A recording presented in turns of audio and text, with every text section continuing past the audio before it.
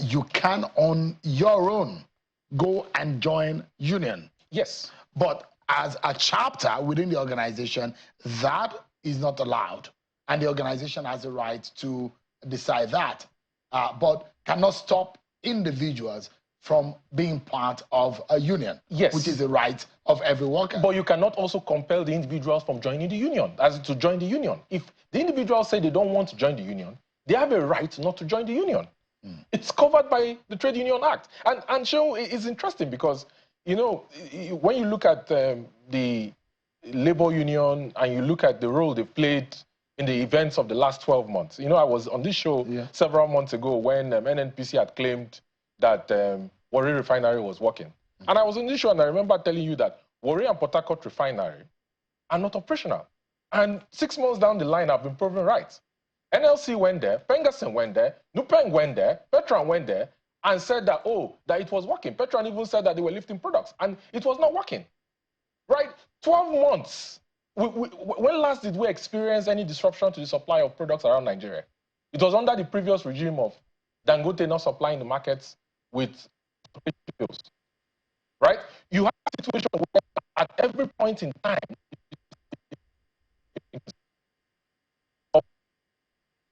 came to say that the sulfur level of his diesel, AGO, does not meet up with the regulatory standards. Meanwhile, the actual people who don't meet up with the regulatory standards are the marketers who import to Nigeria, because NMDPR, as a regulator for the mid and downstream sector, does not have a lab to test for products at the ports as specified in the PI.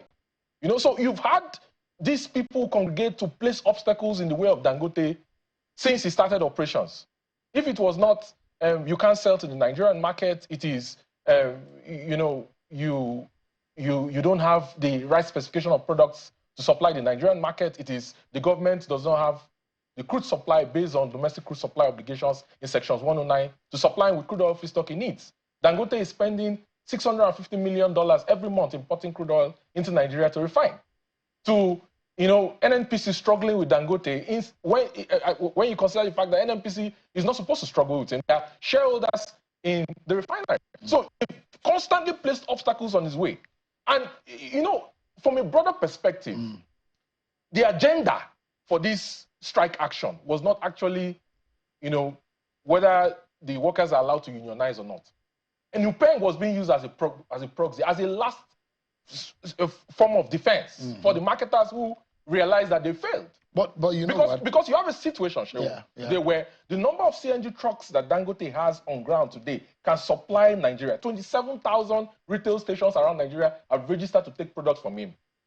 The recent increase in the price of CNG per standard cubic unit from a little over 200 to over 400 naira, it was actually targeted at Dangote to ensure that, you know, his economics on the cost of delivering products directly to filling stations, like he's promised in his business model, does not succeed.